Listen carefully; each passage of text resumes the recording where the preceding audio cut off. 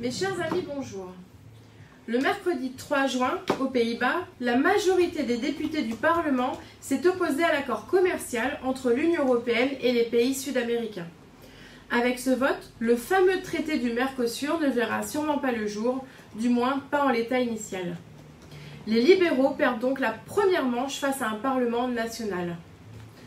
Pour rappel, selon la Commission, les deux parties, je cite, s'engagent à lutter contre le changement climatique et à œuvrer à la transition vers une économie durable et à faible intensité de carbone.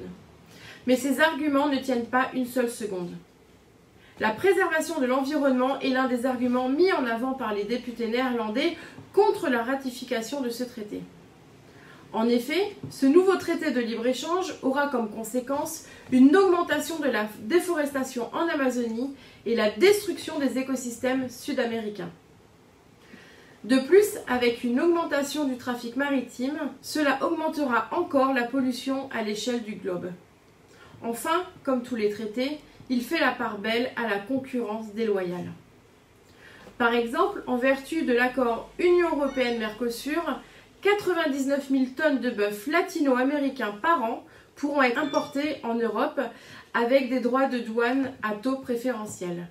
Là encore, nos agriculteurs français et européens subiront directement les causes. Alors oui, bravo aux députés néerlandais pour ce refus du traité de libre-échange du Mercosur. Espérons que nos parlementaires français suivent le même chemin en pensant avant tout aux Français, en défendant notre souveraineté.